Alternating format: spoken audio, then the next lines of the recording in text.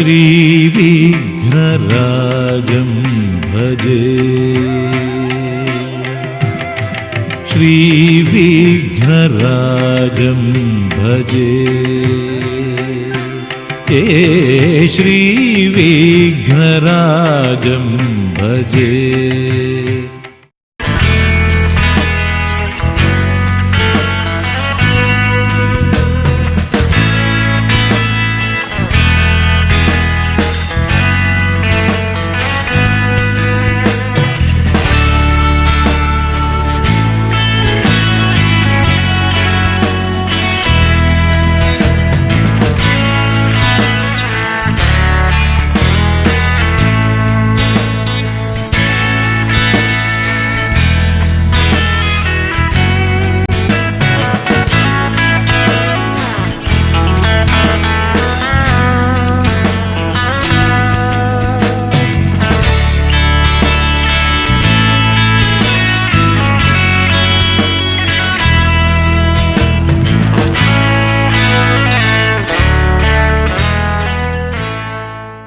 అది తెలంగాణలోనే అతిపెద్ద జిల్లా.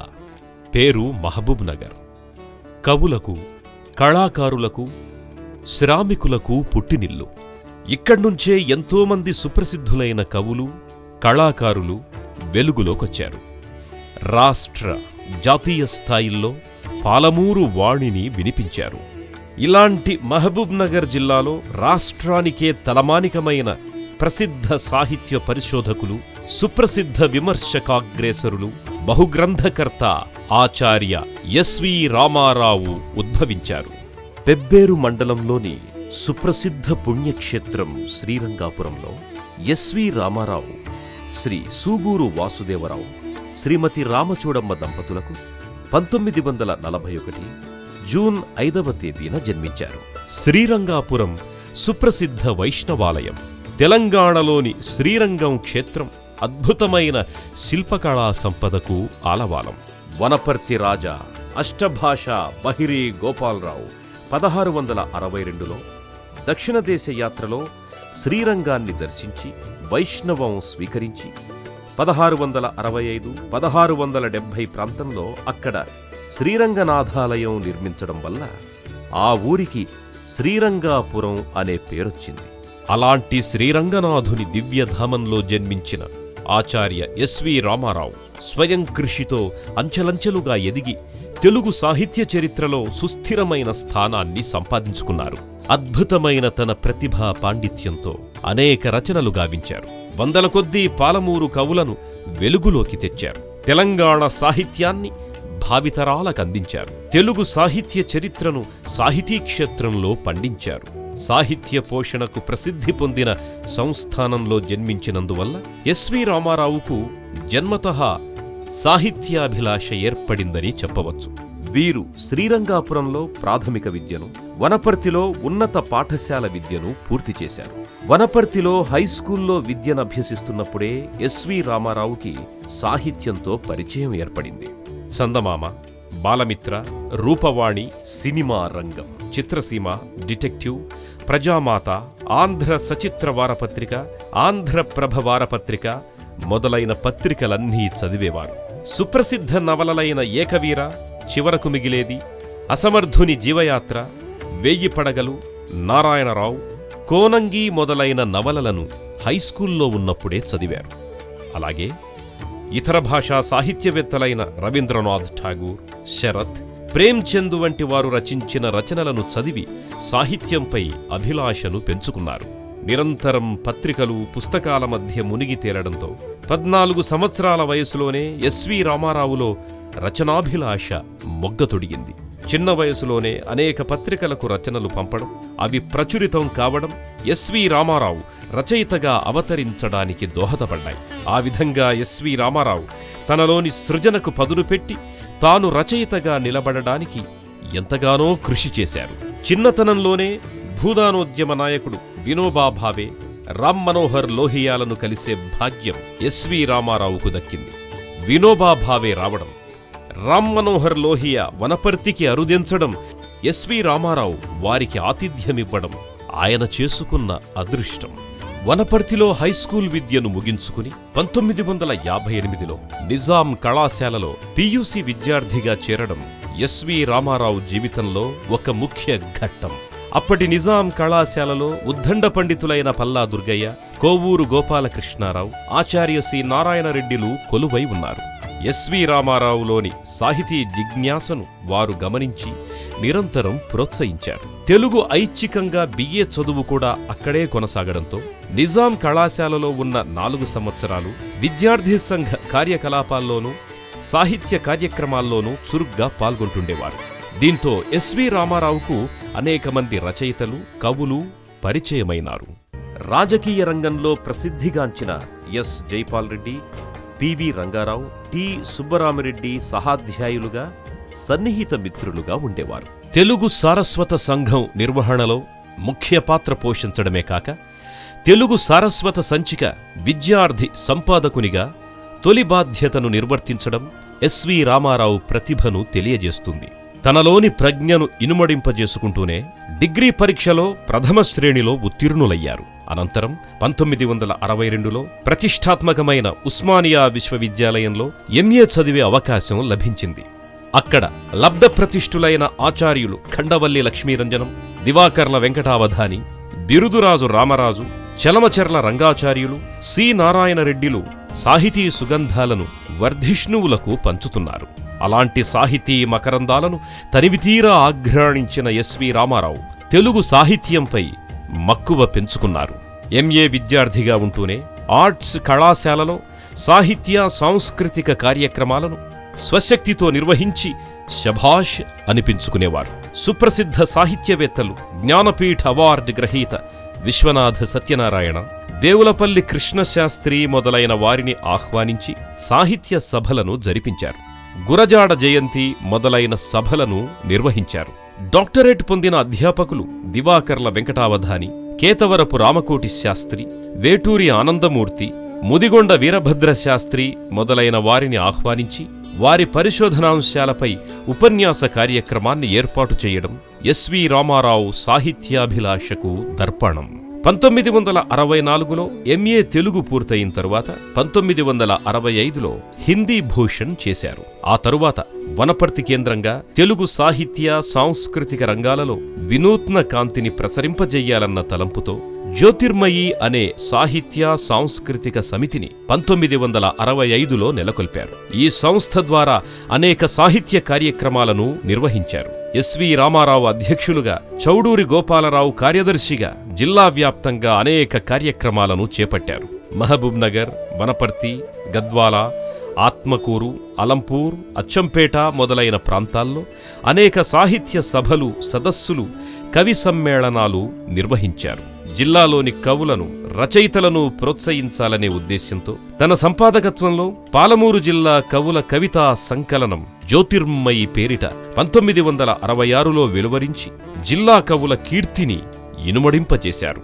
ఆ తరువాత 1968లో పాలమూరు జిల్లా తొలి కథా సంకలనం సమర్పణను తన సంపాదకత్వంలోనే వెలువరించారు ఎస్వి రామారావు గారు. 1967లో పాలమూరు జిల్లా తొలి జిల్లా రచయితల సభలను 2 రోజుల పాటు ఘనంగా నిర్వహించారు. అనంతరం పలువురు ప్రసిద్ధ కవుల, రచయితల గ్రంథాలు జ్యోతిర్మయి సంస్థ తరఫున వెలువరించారు. అంతేకాకుండా ఆత్మకూరు, అలంపూరు సంచికలను వెలుగులోకి తీసుకొచ్చారు. ఆముద్రితంగా ఉన్న సురవరం ప్రతాపరెడ్డి, బూర్గుల రామకృష్ణారావు, గడియారో రామకృష్ణ శర్మ రచనలను తన సంపాదకత్వంలో వెలుగులోకి తీసుకువచ్చి వాటికి కీర్తి ప్రతిష్టలు తెచ్చిపెట్టారు. అనంతరం 1966లో హైదరాబాదులోని అన్వరులుం కళాశాలలో తెలుగు లెక్చరర్గా తన ఉద్యోగ జీవితాన్ని ప్రారంభించారు. బూర్గుల నరసింగరావు వంటి సహాధ్యాయులతో కలిసి పనిచేశారు. అక్కడ 7 సంవత్సరాలు పనిచేసి ఎన్నో మధుర స్మృతులను మిగుల్చుకున్నారు. అన్వరులుం కళాశాలలో ఉండగానే పిహెచ్డి పరిశోధన చేసి 1973లో డాక్టరేట్ పొందారు. తెలుగులో సాహిత్య విమర్శ, అవతరణ వికాసాలు అనే అంశంపై ఆచార్య సి నారాయణరెడ్డి పర్యవేక్షణలో పిహెచ్డి పూర్తి చేశారు. ఈ పరిశోధన కోసం ఎస్వి రామారావు వేటపాలెం, రాజమండ్రి, కాకినాడ, విజయవాడ, మద్రాస్, తంజావూర్లలో నెలకొన్న ప్రసిద్ధ గ్రంథాలయాలను సందర్శించి ఎంతో విలువైన సమాచారాన్ని సేకరించి సిద్ధాంత గ్రంథాన్ని రూపొందించారు. తెలుగు సాహిత్య చరిత్రలో విమర్శనా ప్రక్రియ స్థానాన్ని వివేచిస్తూ మొట్టమొదటిసారిగా ప్రామాణికమైన విమర్శనా దృక్పథంతో ఈ సిద్ధాంత గ్రంథాన్ని వెలువరించి సాహిత్యలోకంలో సుస్థిరమైన స్థానాన్ని ఏర్పరుచుకున్నారు. ఈ గ్రంథంలో నన్నయ్య నుంచి నేటి వరకు వెలువడిన తెలుగు సాహిత్యాన్నంతా పరిశోధించి సమాలోచించి సమగ్రమైన విమర్శ వాంగ్మయ చరిత్రను రూపొందించారు. ఈ గ్రంథం ద్వారా అనేకమైన పరిశోధనాంశాలను వెలుగులోకి తెచ్చారు. ఈ గ్రంథం అనేక మందికి మార్గదర్శి అయ్యింది. ఈ గ్రంథంలో చర్చించిన అనేక అంశాలపై పీహెచ్డీ పరిశోధనలు సాగడం ఎస్వి రామారావు పరిశోధనా పటిమను తెలియజేస్తుంది. ఇప్పటికే 5 ముద్రణలు పొంది విశేషమైన ప్రాచుర్యాన్ని గడించింది. ఇది రాష్ట్రంలోని అన్ని విశ్వవిద్యాలయాల స్థాయిలో పాఠ్యగ్రంథంగా ఉండడం ఎస్వి రామారావు ప్రతిభను చాటి చెబుతోంది. 1973లో పీహెచ్డీ పూర్తి చేసిన తరువాత ఉస్మానియా విశ్వవిద్యాలయం తెలుగు శాఖలో ఆచార్యులుగా 1973 సెప్టెంబర్ 13న సికింద్రాబాద్ సాయం కళాశాలలో చేరారు. అక్కడ తన సాహితీ మిత్రులు జిల్లావాసి డాక్టర్ ఇరివెంటి కృష్ణమూర్తి సహాధ్యాపకులుగా ఉండడం ఎస్వి రామారావుకు కలిసివచ్చింది. ఉస్మానియా యూనివర్సిటీ అధ్యాపకులు దానికి అనుబంధంగా ఉన్న వరంగల్ కాలేజీలో 2 సంవత్సరాల పాటు విధిగా పనిచేయాలన్న నిబంధనలో భాగంగా మరుసటి సంవత్సరమే అంటే 1974లో వరంగల్ ఆర్ట్స్ కళాశాలకు బదిలీ అయ్యారు. అక్కడ ప్రముఖ సాహితీవేత్తలు డాక్టర్ హరిశివకుమార్, డాక్టర్ ఎల్లూరి శివారెడ్డిలు సహాధ్యాపకులుగా ఉండడం ఎస్వి రామారావుకు మరోసారి కలిసి వచ్చింది. అక్కడ 2 సంవత్సరాలు పూర్తి కాగానే తిరిగి 1976లో సికింద్రాబాద్ కళాశాలకు బదిలీ అయ్యారు. ఆ సంవత్సరమే యూనివర్సిటీలో రీడర్ పోస్ట్కి ఇంటర్వ్యూ జరిగి సెలెక్ట్ అయ్యారు. యూనివర్సిటీలో చేరిన 3 సంవత్సరాలకు ప్రమోషన్ రావడం ఎస్వి రామారావుకు కలిసొచ్చిన అంశం. ఆ తరువాత నిజాం కళాశాలలో 1 సంవత్సరం, బషీర్బాగ్ పీజీ కాలేజ్లో 2 నెలలు పనిచేసి 1979లో ఉస్మానియా విశ్వవిద్యాలయంలోని ఆర్ట్స్ కళాశాలలో చేరారు. అక్కడ మహామహులు ఆచార్య బిరుదరాజు రామరాజు మొదలుకొని ఆచార్య వేటూరి ఆనందమూర్తి దాకా ఎంతోమందితో కలిసి పనిచేశారు. 1989లో బోర్డ్ ఆఫ్ స్టడీస్ చైర్మన్గా, ఆ తరువాత తెలుగు శాఖాధ్యక్షులుగా పనిచేసి ఆ పదవులకే వన్నె తెచ్చారు. 1991లో ప్రొఫెసర్ అయ్యారు. 1994లో తెలుగు శాఖకు యూజీసీ వారు డిఆర్ఎస్ రూపంలో అవకాశం కల్పించడంతో దానికి కోఆర్డినేటర్గా బాధ్యతలు స్వీకరించారు. 1999లో ఆర్ట్స్ ఆఫ్ ఫ్యాకల్టీ డీన్గా పదవీ బాధ్యతలు స్వీకరించి ఉద్యోగ విరమణ వరకు ఆ పదవిలో కొనసాగారు. తెలుగు శాఖ నుండి ఆచార్య బిరుదురాజు రామరాజు తరువాత 20 సంవత్సరాలకు గాను ఎస్వి రామారావుకు డీన్ పదవి లభించడం విశేషం. పాలమూరు జిల్లావాసికి డీన్ పదవి లభించడం నిజంగా పాలమూరు చేసుకున్న అదృష్టమనే చెప్పాలి. ఎస్వి రామారావు యూనివర్సిటీలో 28 సంవత్సరాలు లెక్చరర్గా, రీడర్గా, ప్రొఫెసర్గా, బోర్డ్ ఆఫ్ స్టడీస్ చైర్మన్గా, తెలుగు శాఖ అధ్యక్షుడిగా, డీన్గా పనిచేయడం వారి సాహిత్య ప్రతిభకు నిదర్శనం. యూనివర్సిటీలో ఉన్నంతకాలం విద్యార్థి సంఘ హితవరిగా, పరిశోధనా పర్యవేక్షకునిగా, పరిశోధనా పత్రిక వివేచన సంపాదకుడిగా, దూరవిద్యా కేంద్రం పాఠ్య రచయితగా, సంపాదకులుగా, అధ్యాపకుల రిఫ్రెషర్ కోర్స్ డైరెక్టర్గా అనేక బాధ్యతలు నిర్వహించి 2001 ఏప్రిల్ 30న పదవీ విరమణ పొందారు. 1966 నుండి 2001 వరకు 35 సంవత్సరాల సుదీర్ఘకాలం పాటు నిరంతరాయంగా అకాడమిక్ రంగంలో, బోధనా రంగంలో పనిచేయడం వీరి ప్రతిభకు నిదర్శనం. వీరి మార్గదర్శకత్వంలో ఇప్పటి వరకు 15 మంది ఎంఫిల్ డిగ్రీలు, 19 మంది పీహెచ్డీ డిగ్రీలు పొందారు. ఇందులో 6 మంది పరిశోధక విద్యార్థులు జిల్లావాసులే కావడం విశేషం. ఉస్మానియా విశ్వవిద్యాలయంలో పదవీ విరమణ పొందాక హైదరాబాద్ కేంద్రీయ విశ్వవిద్యాలయంలో గెస్ట్ ఫ్యాకల్టీగా, కాకతీయ విశ్వవిద్యాలయంలో విజిటింగ్ ఫెలోగా సేవలందించారు. బెనారస్, బెంగళూరు, కాకతీయ విశ్వవిద్యాలయాల్లో శ్రీ సత్యసాయి ఇన్స్టిట్యూట్లో బోర్డ్ ఆఫ్ స్టడీస్ మెంబర్గా తగు సేవలందించారు. ఎస్వి రామారావు ఇప్పటి వరకు 25కు పైగా పుస్తకాలను వెలువరించారు. తెలుగులో సాహిత్య విమర్శ, the evolution of Telugu literary criticism, అన్వీక్షణం, సమవీక్షణం, అభివీక్షణం, కావ్యామృతం, మనోవీక్షణం, నన్నయ దర్శనం, కర్ణపర్వ వ్యాఖ్యానం, భీమేశ్వర శతక వ్యాఖ్యానం, శ్రీ సత్యసాయి అవతార దశావతార గాథలు, పరిశోధనోత్సవం, శతాబ్ది కవిత, సాహితీ కదంబం, 110 వసంతాల శ్రీకృష్ణదేవరాయాంధ్ర భాషా నిలయం, పాలమూరు సాహితీ వైభవం, విశ్వనాథ దర్శనం, విమర్శక వతంసులు, పాలమూరు ఆధునిక యుగ కవుల చరిత్ర, తెలుగు సాహిత్య చరిత్ర, తెలంగాణ సాహిత్య వైశిష్ట్యం వంటి పుస్తకాలను రచించి తెలుగు సాహిత్య చరిత్రలో తనదైన ముద్రను బలంగా చాటుకున్నారు. ఈ అరుదైన పుస్తకాలలో అన్వీక్షణం, సమవీక్షణం, అభివీక్షణం, కావ్యామృతం వ్యాస సంపుటాలు. ఇందులో సమవీక్షణం గ్రంథానికి పొట్టి శ్రీరాములు తెలుగు విశ్వవిద్యాలయ ఉత్తమ విమర్శ పురస్కారాన్ని పొందడం ఎస్వి రామారావు విమర్శనాభిరుచికి తార్కాణం. వివిధ పుస్తకాలకు ఎస్వి రామారావు రాసిన పీఠికలలో అమూల్యమైన 60 పీఠికలను తీసుకొని కృత్యావలోకనం అనే గ్రంథాన్ని వెలువరించారు. సాహిత్య విమర్శనా ప్రక్రియలో వ్యాఖ్యానం అత్యంత ప్రాచీనమైనది. వీరు వ్యాఖ్యా గ్రంథాలను కూడా రచించారు.